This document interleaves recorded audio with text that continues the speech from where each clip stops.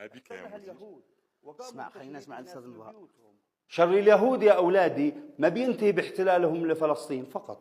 هم احتلوا فلسطين عشان يحيوا دولتهم فيها، لجل يقيموا دولة كبرى إلهم في الأراضي العربية. يا سلام يا سلام عليك يا أستاذ نضال. شوف كيف بيزرع في نفوس الطلاب الاهتمام والوعي بقضية فلسطين، قضية كل العرب كل المسلمين. ويا سلام عليك يا مدير لو تمشي معي عشان نلحق نشوف المستوصف مع الشيخ وبقية الخبرة وتزرعوا فيني الثقة عشان أقدر أكمل قبل ما أكمل وأجنن. الله أكبر عليك، أنت عارف أول ما نصلح المستوصف نعالجك أنت.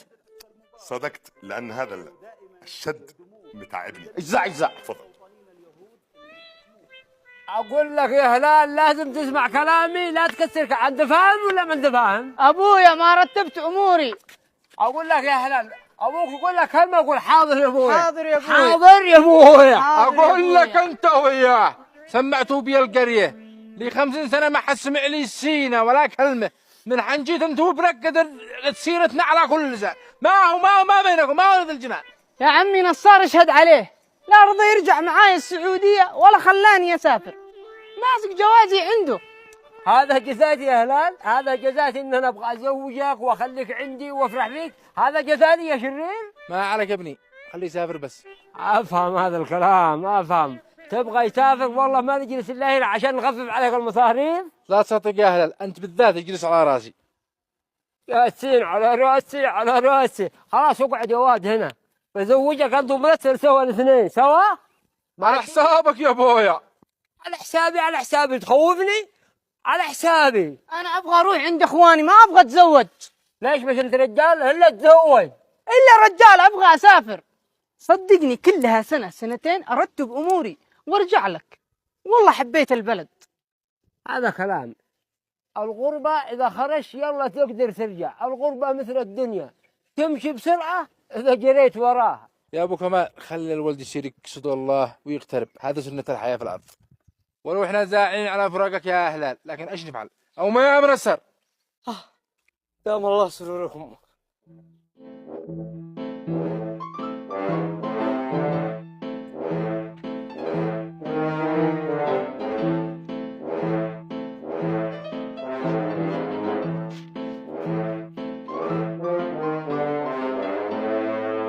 بكره يا مدير هيجي المقاول ويشطب كل شيء يسوي لنا نجي يفعل كل شيء.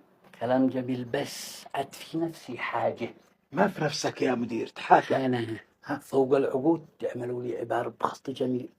هذا من فضل ربي. بس نزيد نكتب ولا إن شكرتم لأزيدنكم.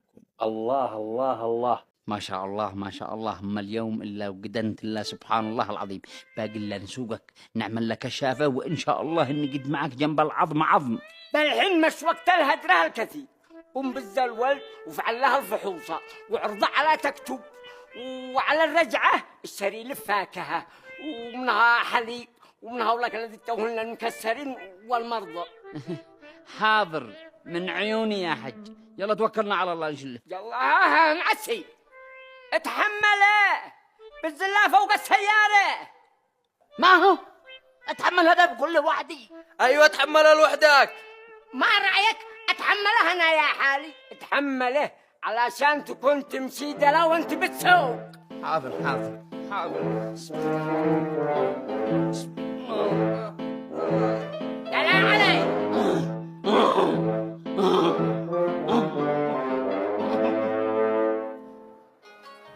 ألف لام شين جيم ألف وآل تا مربوطة. شجاعة. شاطر بني. ما أنا تعبت. خلاص خليك دحين ترتاح شوية وعشان نتمرن مرة ثانية. تمام.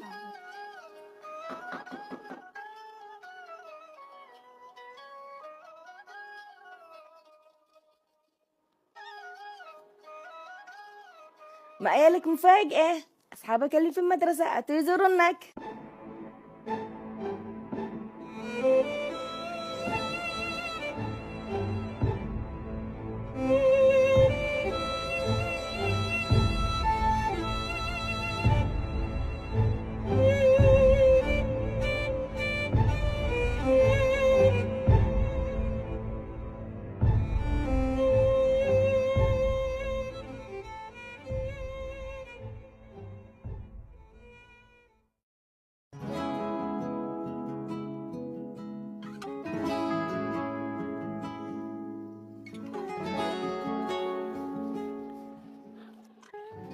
هيا مبروك، سهلت ولادة مرة أحمد في البيت. يعني ولدات ولدت لنا ولد. تتولد. لك الحمد يا رب. شو اسميه؟ محمد. ما سألش نفسك ليش دعيتك لوحدك؟ ولنا فترة طويلة مع بعض، وكل مرة بتجي مع عطاش. إلا هذا الخبر من أمس وأنا جالس أفكر فيه ومشوش. ليش أنا لوحدي؟ وليش بشكل سري؟ ليش بدون عطاش؟ أحمد، أنت قادر تقع الشيخ العزلة والمديرية وتقع كبيرها والكل تحت أمرك. إذا عندك طموح تقدر تقع واحد أهم رجال البلد. إحنا مستعدين ندعمك بشكل غير محدود، بس أنت مستعد؟ هذاك بتسألني أنا مستعد ولا ماشي؟ أنا لولا طموحي وثقتي فيكم ما كنت معكم من البداية ولا استمريت معكم لهذا الحين. حلو، بعائد معنا ومعك مشان ترتبط بالناس اللي فوق، تطلع فوق فوق فوق وتقع رجلنا الأول في المنطقة. انتهي مواد العائلة. ماشي. عطاش. عطاش؟ أيوة عطاش، يشتيك تشتغل حسابه وتستبعه، يشتغل هيبتك وحضورك ويشتغل عبرك. ماشي. عطاش لا يمكن. عطاش أوفى واحد معي. يا كريمة مشيش اسمع هذا الكلام مرة ثانية. ليش؟ من حين جينا صنعاء واحنا في مشاكل وهدار. إن وفينا الإيجار ما وفينا المصاريف، وإن وفينا المصاريف نبعث لنا مشاكل من هانك. حسبي الله ونعم الوكيل. كم فيش يا هدار يا مرا، خليني أهجع وأفكر مفعل. من حين جينا صنعاء وانت بتفكر إيش نفعل. أقول لك خلينا نرجع القرية ونهجع من هذا الهدر والداوية. زكش عقلي، شو ما نرجع القرية نفعل واحنا الأرض ذي كم معانا قبعناها. بيع الباص ونرجع نشتري حقنا من أخوك يحيى. ما هو ذا حق الهدر يا مرة. هذا هو الكلام الصح. اسمعي يا مرة، إذا ما أتهجعينيش وتخلي لي حالي صدقيني إننا لا أرجعش القرية وأرجع أشتغل هنا في صنعاء وحدي. ايش تفعل لي كمين؟ ايش تخلص مني؟ ليش؟ لأنك أصبحت الكل في الكل عندنا، وعطاش ما بش عندي مرحمين. وبعدين ما ندي جهدك لحكاية أخوك محمد ما حيصطاش تعلق حركة مثل هذا. طيب وانتوا ليش تقولوا لي هذا الكلام؟ لا تقول ليش حبا فيني. لا يا شيخ أحمد ما نحبك، بس عطاش يتخلص مننا الكل. بدأ يحدد ويبتز ويفعل حركات مش تمام، بس احنا بوجودك عطاش لا يقدم ولا يأخر.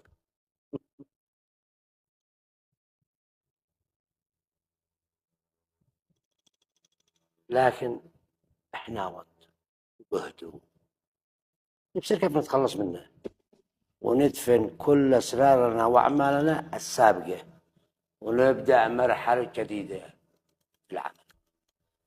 أنت مستعد؟ إحنا جاهزين. مش أنت مستعد؟ انتبه، أنت بتربي لك حناش. إلا مستعد جاهز. كان يا مكان في قديم الزمان، كان في قرية الضفادع. قريته كان في جبل كبير عالي ما حد يقدر يطلع لما من فوق، فقرروا يعملوا مسابقة وقاموا الكل شارك فيه. جاء ضفدع نحيف ضعيف يشوفنا قاموا يضحكوا عليه.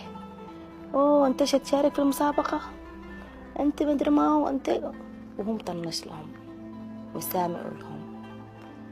بدأت المسابقة